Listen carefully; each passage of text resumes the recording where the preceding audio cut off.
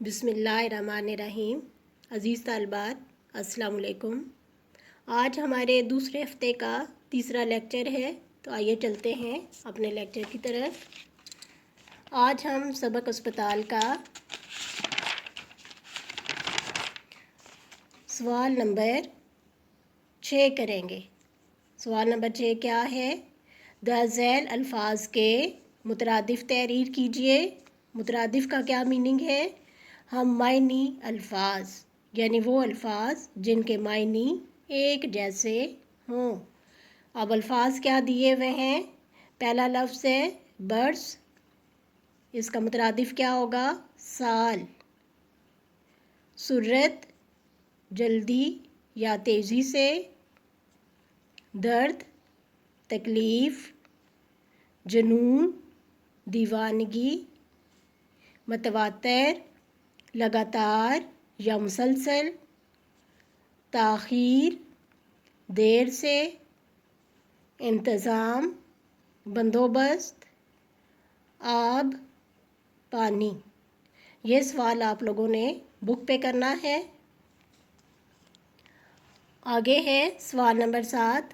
درذیل جملوں کو آسان فہم انداز میں تحریر کیجئے، یعنی ان کو آپ نے سادہ انداز میں اس طرح لکھنا ہے کہ اس کا مطلب جملے کا آسانی سے سمجھ آ سکے۔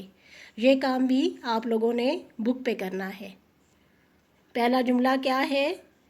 چینی سے بنے یہ ظروف 100 برس پرانے تھے۔ ظروف کا کیا مطلب ہے؟ برتن، اور برس سال۔ اب ہم اس جملے کو اس طرح سے تحریر کریں گے، چینی سے بنے یہ برتن 100 سال پرانے تھے۔ دوسرا ہے مریض اپنی بساط کے مطابق اپنے مرض کی خود تشخیص کرتا تھا۔ بساط کا کیا مطلب ہے؟ قدرت، طاقت، حیثیت۔ مرض، بیماری۔ تشخیص، کھوج لگانا، پتہ لگانا۔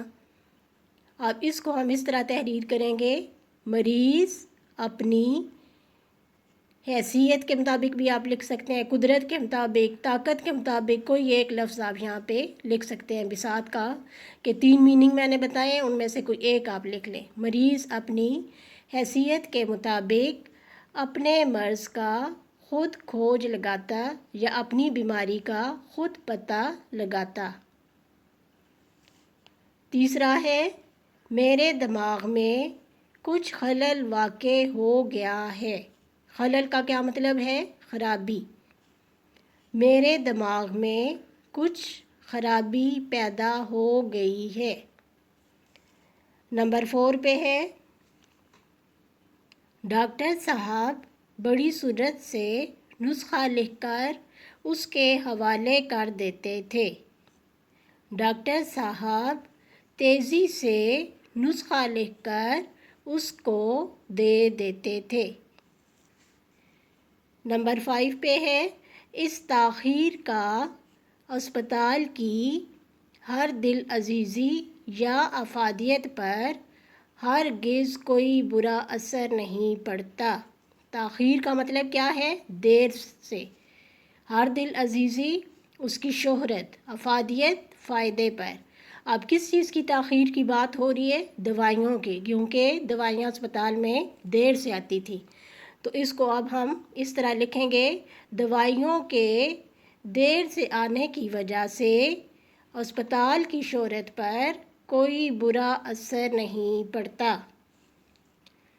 نمبر 6 پر ہے مریضوں کی تعداد روز افزوں ترقی پر ہے۔ روز افزوں کا مطلب کیا ہے؟ دن بدن ترقی کا اضافہ ہو رہا ہے۔ اب ہم اسے اس طرح لکھیں گے، مریضوں کی تعداد میں دن بدن اضافہ ہو رہا ہے۔ یہ تھا سوال نمبر 7۔ اب چلتے ہیں سوال نمبر 8 کی طرف۔ سبق میں سے صفت ذاتی، صفت مقداری اور صفت عددی کی 3 مثالیں تلاش کر کے تحریر کریں۔ بیٹا سب سے پہلے آپ کو پتہ ہونا چاہیے کہ صفت ذاتی کسے کہتے ہیں، صفت مقداری سے کیا مراد ہے اور صفت عددی کسے کہتے ہیں، اس کے بعد ہی آپ اس کی مثالیں تلاش کر کے لکھ سکیں گے۔ تو آئیے دیکھتے ہیں سب سے پہلے صفت ذاتی۔ صفت ذاتی جو اسم صفت اپنے موصوف کسے کہتے ہیں، جس کی تعریف بیان کی جا رہی ہو یا جس کی تعریف کی جا رہی ہو کی ذاتی صفت کو بیان کرے، یعنی جو اسم صفت اپنے موصوف کی ذاتی صفت کو بیان کرے وہ کیا کہلائے گی، صفت ذاتی۔ مثلاً خوبصورت پھول، اب اس میں پھول کی تعریف کی گئی کہ خوبصورت پھول۔ نیک لڑکی، اب لڑکی کی تعریف کی گئی کہ لڑکی نیک ہے۔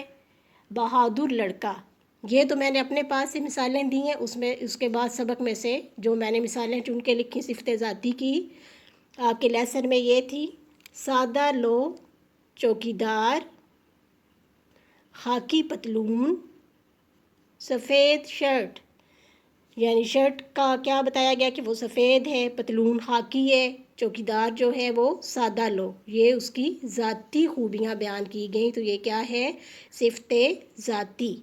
اس کے بعد آتے ہیں صفت مقداری کی طرف کہ صفت مقداری کسے کہتے ہیں، جو کسی اسم کی مقدار کو ظاہر کرے وہ کیا کہلاتا ہے، صفت مقداری۔ مثلاً 2 کلو، 1 پاؤ، تھوڑا سا، کچھ روٹیاں۔ یہ تو میں نے آپ کو سمجھانے کے لیے سادہ سی مثالیں دی۔ اب جو لیسن میں سے میں نے مثالیں چن کے لکھیں وہ یہ ہیں: کچھ رکابیاں کسے کہتے ہیں، پلیٹس کو، تھالیاں۔ چند پرچ پیالیاں، طویل دورے۔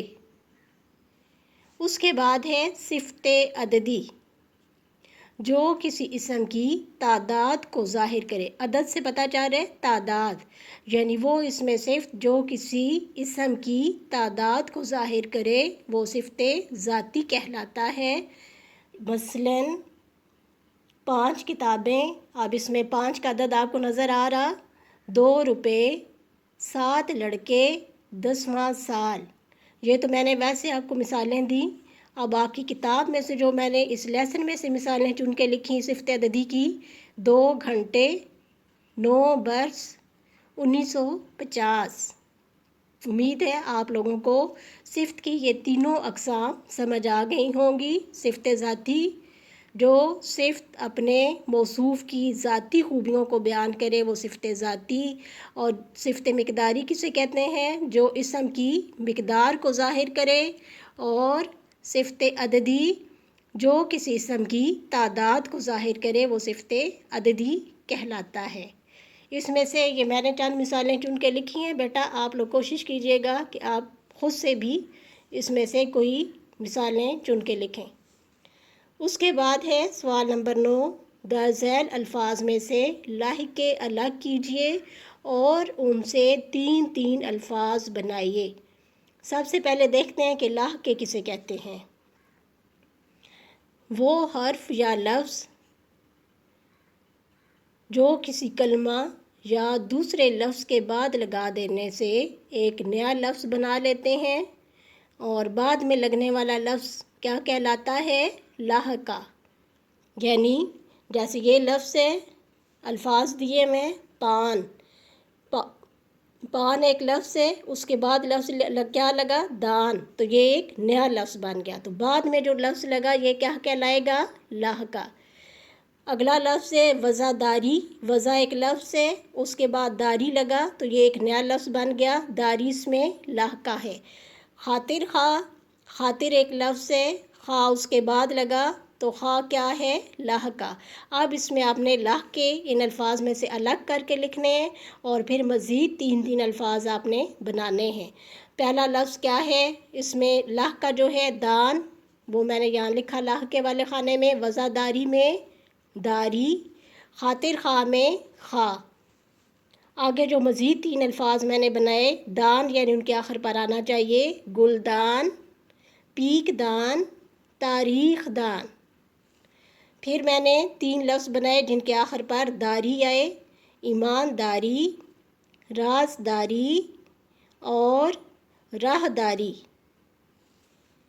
اگلا لفظ ہے خا، یعنی خا سے آپ نے 3 لفظ بنانے ہیں جن کے آخر پر خا آئے۔ پہلا لفظ ہے خواہ مخواہ، عذر خواہ اور حاجت خواہ۔